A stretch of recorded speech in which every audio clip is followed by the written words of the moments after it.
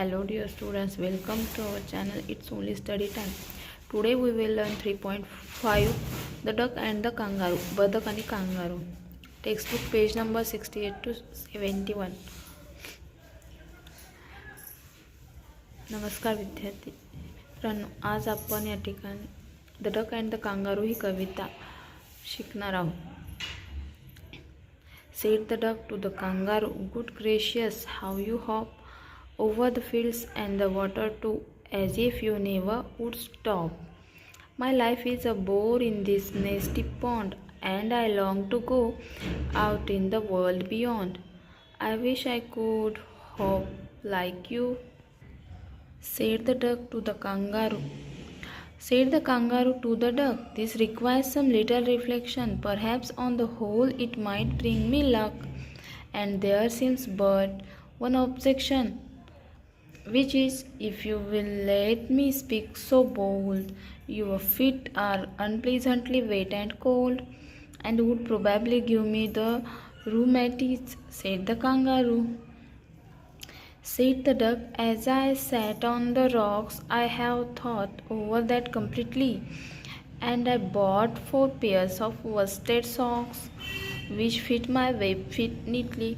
Said the kangaroo, I am ready, all in the moonlight pale, but to balance me well, dear duck, sit steady, and quite at the end of my tail.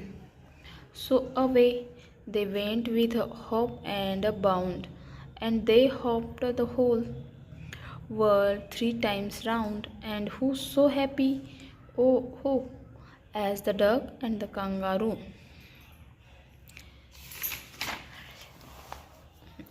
He poem आहे बदक आणि kangaroo यांची. तळ्यात राहणाऱ्या बदकाला ते तळं खूप घाणेरडं आणि कंटाळवाणं, तळ्यातलं आयुष्य खूप घाणेरडं आणि कंटाळवाणं वाटत असतं. त्यामुळे त्याला कांगारूबद्दल हेवा वाटतो की ती मोठ्या मोठ्या उड्या मारतो आणि पूर्ण जग तो पाहू शकतो. पण तो कांगारूला रिक्वेस्ट करतो की त्याने हे पूर्ण जग मला त्याच्या पाठीवर बसून दाखवावे. परंतु कांगारू त्याच्या ओलसर पायामुळे त्याला पाठीवर बसवण्यास नकार देतो. परंतु त्याच्यानंतर ते एक युक्ती काढतात की मी पायामध्ये कंप्लीट आणि नीट व्यवस्थित प्रॉपर बसणारे सॉक्स घालून मी तुझ्या पाठीवरती बसेन. आणि दोघं एकमेकांच्या अटी मान्य करतात आणि नंतर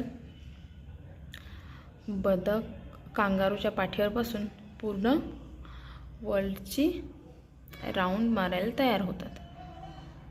आणि नंतर ते दोघे एंडला फिरून येतात.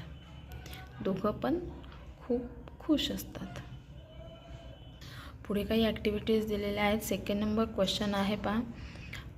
फर्स्ट आहे, तुम्हाला ही पोयम मोठ्या आवाजात म्हणायची आहे. सेकंड क्वेश्चन आहे पहा, read aloud the following words, note the difference in the long and the short vowel sounds. पुढील शब्द वाचून दीर्घ व ऱ्हस्व स्वरांच्या ध्वनीतील फरक लक्षात घ्यायचा आहे. FIT fit, FEET fit, fit. याच्यामध्ये FIT फिट हा ऱ्हस्व स्वर आहे, ऱ्हस्व उच्चार आहे, तर FEET फिट हा दीर्घ उच्चार आहे. त्याचप्रमाणे समोर BIT bit, BEAT beat, hit, seat, peak, chick, tick, lick. Then next question. Now write other pairs of words with long and short sounds. दीर्घ आणि ऱ्हस्व ध्वनी असलेल्या शब्दांच्या जोड्या लिहा. तर ज्याप्रमाणे वरती दिलेले आहेत त्याचप्रमाणे तुम्हाला या ठिकाणी खाली लिहायचे आहेत. स्लीप, स्लीप, वी, वी, बीप, बीप, तीन, तीन, मेन, मेन, KIN, किन, KEEN, किन, feast, feast, week, week, etc. The next question, put the events given on the textbook page 70 in the order in which they took place. पाठ्यपुस्तक पृष्ठ क्रमांक 70 वर दिलेल्या घटना ज्या क्रमाने घडल्या त्याप्रमाणे लिहा. Number first is, the duck lived in a pond. The duck was bored. The duck decided to talk the kangaroo. The duck told the kangaroo about his wish. The kangaroo thought about it. The kangaroo agreed to take the duck with him. The duck bought 4 pairs of socks. The duck and the kangaroo traveled round the world 3 times. पहा या ठिकाणी काही पोएममध्ये घडलेल्या घटना दिलेल्या आहेत. एक बदक तळ्यामध्ये राहत असते. तळ्यामध्ये राहत असताना त्याला त्या ठिकाणचं आयुष्य खूप बोर वाटतं. नंतर काय, ते कांगारूला बोलण्याचा विचार करते आणि ते काय, त्याची जी विश असते पूर्ण जग फिरण्याची, ते कांगारूला सांगून देते. नंतर कांगारू त्याच्याबद्दल विचार करते. नंतर कांगारू त्याच्या काही अटीसह त्या गोष्टी मान्य करते. मग बदक आपल्यासोबत सॉक्सच्या 4 जोड्या घेतो, जेणेकरून कांगारूला आपले पाय ओले लागणार नाही आणि आपण त्याच्या पाठीवरती व्यवस्थित बसू. The duck and the kangaroo travelled round the world 3 times.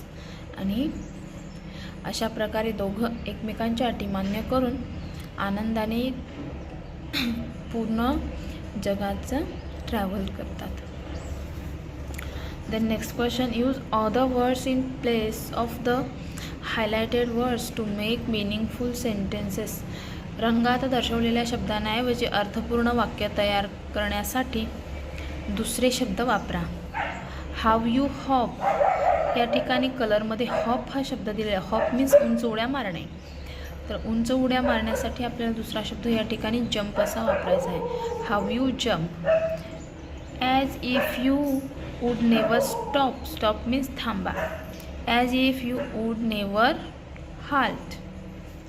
I long to go out in the space. I long to go to a foreign country.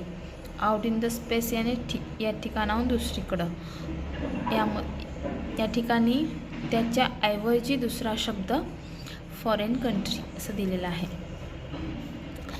I wish I कुड हॉप लाईक यू. माझी अशी इच्छा आहे की मी पण तुझ्यासारख्या उंच उंच उड्या माराव्या. हॉप मीन्स उंच उड्या मारणे. लाईक यू मीन्स तुझ्यासारख्या. I wish I could run like a deer. माझी अशी इच्छा आहे की हरिणासारखं धावणे. Who so happy. O who as the duck and the kangaroo. कोण सगळ्यात जास्त आनंदी आहे. हॅपी मीन्स आनंदी. Who's so busy? Who as the bees and the ants. हॅपीच्या ऐवजी आपण वापरला बिझी. बिझी मीन्स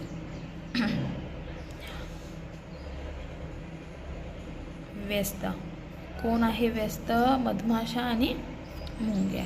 बीज and the ants. Number 5 question is tourist and citizens. विद्यार्थ्यांनी पर्यटक व नागरिक यांच्या भूमिका करीत काल्पनिक शहराच्या विविध माहितीचे ठिकाणाचे मार्गदर्शन नागरिकांनी पर्यटकांना करण्याचा काल्पनिक खेळ खेळावा.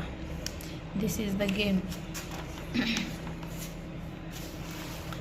नेक्स्ट आहे grammatical part, adverbs, learning about language.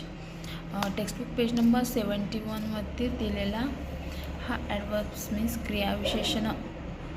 Read aloud the following sentences. I have thought over that completely.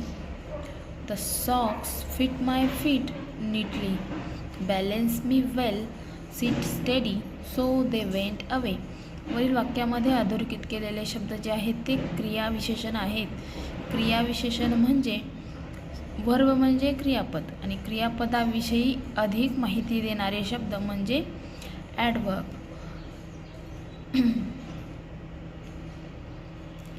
Sprinkle them gently, stair nicely. काही वेळा ॲडवर्ब जे आहेत ते आपल्याला ॲडजेक्टिव्ह आणि दुसरे एखादे ॲडवर्ब याची अधिक माहिती देऊ शकतात. An adjective, you are too kind. Another adverb, they run very fast. अनेक ॲडवर्ब्स विशेषणाच्या शेवटी ly प्रत्यय लावून तयार होतात. जसं की happy happily, bold boldly, sad sadly. अशा प्रकारे आपला